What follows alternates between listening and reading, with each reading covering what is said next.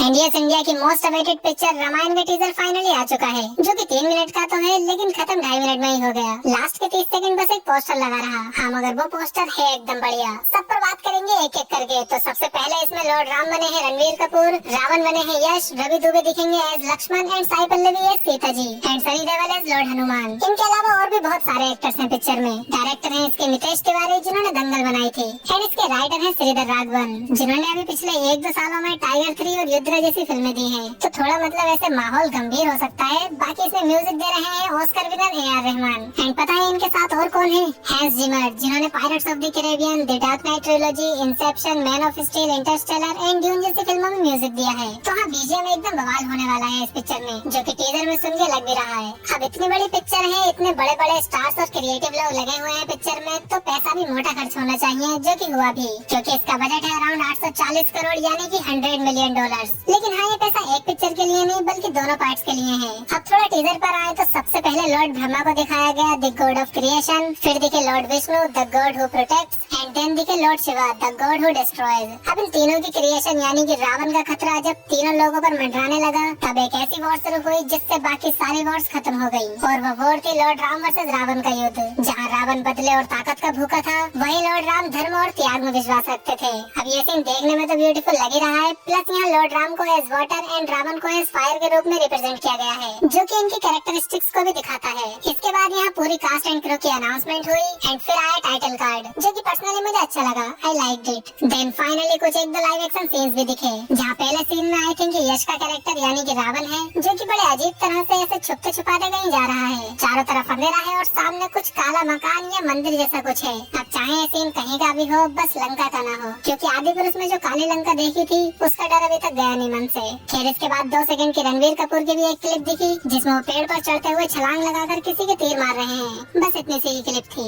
अब इसमें जो रणवीर कपूर का पूरा लॉर्ड राम वाला अटायर है वो काफी सही लग रहा है एंड एक्यूरेट भी है। प्लस जो इन्होंने बैकग्राउंड में खूबसूरत सा जंगल दिखाया है ना, ये काफी बढ़िया लगा मुझे, क्योंकि रामायण की मोस्टली कहानी जंगल की ही है, और अगर वही अच्छा नहीं लगेगा या फेक लगेगा तो कैसे चलेगा। इसलिए जंगल का रियलिस्टिक प्लस खूबसूरत होना बेहद जरूरी है, जो कि इसमें देखने से तो लग रहा है कि है, पर उतने में ही टीजर खत्म हो गया। अब पिक्चर की इतनी ज्यादा हाइप बनाने के बाद, टीजर रिलीज की इतनी ज्यादा हाइप बनाने के बाद, मैंने इससे थोड़ा सा ज्यादा एक्सपेक्ट किया था। कम से कम कुछ भी नहीं तो रणबीर कपूर और रवि दुबे का फर्स्ट लुक तो दिखा ही सकते थे। पर चलो कोई नहीं, क्योंकि ये पिक्चर दिवाली 2026 पे रिलीज होगी, मतलब अभी 1 साल से भी काफी ज्यादा है। और किसी बॉलीवुड पिक्चर की इतने टाइम पहले छोटी सी ग्लिम्स देखने मिल गई, यही काफी है। बाय द वे, इस पिक्चर की शूटिंग कंप्लीट हो चुकी है एंड अभी इसके पोस्ट प्रोडक्शन पर काम चालू है, मतलब 1 साल से भी ज्यादा टाइम तक इसके VFX और CGI पर काम होगा। तो बस उम्मीद इतनी सी है कि चाहे कुछ भी हो जाए, बस इसका हाल आदि पुरुष जैसा ना हो।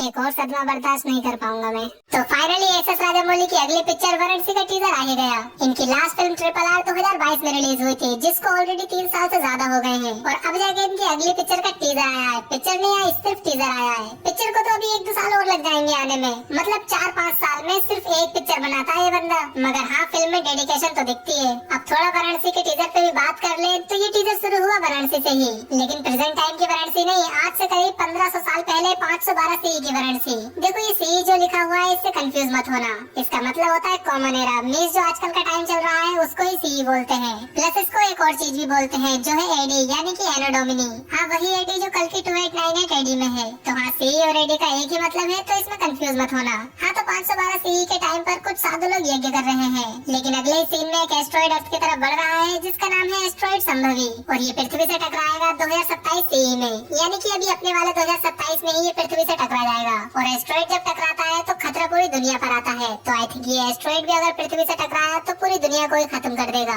एस.एस. राजामौली 2027 में दुनिया खत्म कर रहे हैं, लेकिन उन्हें क्या पता कि दुनिया तो 2026 में ही खत्म है। एनीवे, अगला सीन आया एंटार्क्टिका के रोज आइस शेल्फ का, जहाँ अगर आप ध्यान से देखो तो कुछ लोग यहाँ नाव में बैठे हैं और कुछ लोग इस बर्फ पर चढ़ भी रहे हैं। अब चढ़ना तो ठीक है, पर दिक्कत ये है कि यहाँ एक्चुअली कुछ लोग मर भी रहे हैं, लेकिन बाकी लोग फिर भी यहाँ से भाग नहीं रहे।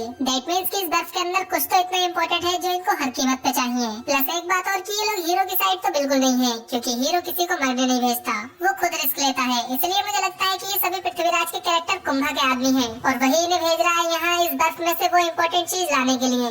अब खुद भी तो नहीं जा सकता, आप आए जे बेचारा क्या करें।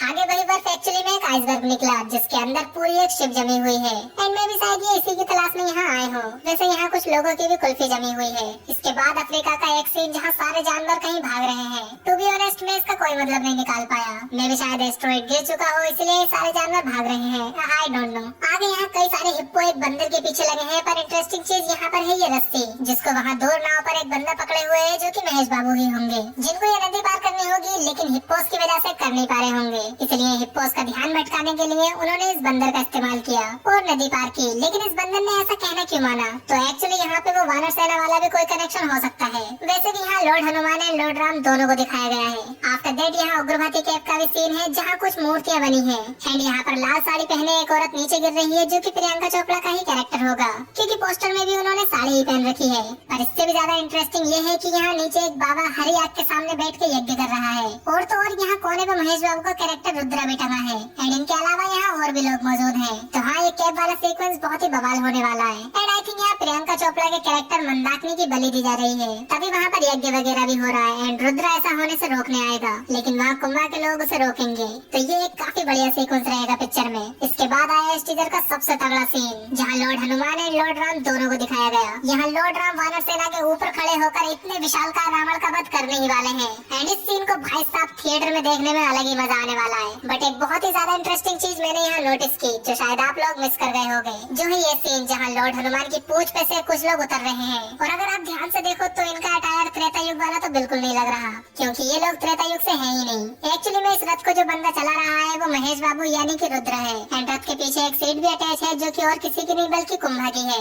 ये डिटेल देखकर मैं इस फिल्म के लिए और भी ज्यादा एक्साइटेड हो गया। बस एक चीज क्लियर नहीं हुई कि क्या ये फ्लैशबैक टाइप का सीन होगा या फिर ये लोग लिटरली टाइम ट्रेवल करके रामायण के युद्ध में पहुंचेंगे। ये देखना काफी इंटरेस्टिंग होगा। फिर वाराणसी के मणिकर्णिका घाट का ये सीन जहाँ एक ब्लू लाइट ऊपर से नीचे या फिर नीचे से ऊपर जा रही है, तो आई थिंक यहाँ पर वो जो एस्ट्रॉइड संभव था उसको किसी वेपन के थ्रू अर्थ पे टकराने से पहले ही डिस्ट्रॉय करने की कोशिश की जा रही है, क्योंकि यहाँ समुद्र में छोटी छोटी चीजें भी देख सकते हो जिनके थ्रू ये लाइट ऊपर जा रही है। अब मुझे तो ऐसा ही लगता है कि ये सब उस एस्ट्रॉइड को डिस्ट्रॉय करने के लिए किया जा रहा है। इन सब के बाद फाइनली हमें फर्स्ट लुक मिला महेश बाबू के कैरेक्टर रुद्रा का, जो कि एक बुल पे सवार है, हाथ में त्रिशूल है एंड गले में एक काफी यूनिक सा रॉकेट भी है, जिसको अगर आप भी खरीदना चाहो तो खरीद सकते हो। मैंने प्रोडक्ट्स में टैग कर दिया है। तो हाँ महेश बाबू का लुक काफी सही लगा मुझे एंड ये जो सीन है वो आई थिंक प्रेजेंट टाइम का ही होगा, क्योंकि यहाँ पीछे आप वाराणसी शहर भी देख सकते हो। तो इसी सीन के साथ ये टीजर यही खत्म हो गया बिना कोई रिलीज डेट बताए, लेकिन मैं बता देता हूँ कब रिलीज होगी ये पिक्चर। तो देखो इस टीजर में वो एस्ट्रॉइड 2027 में गिरने वाला था, तो ये पिक्चर भी 99% 2027 में ही रिलीज होगी,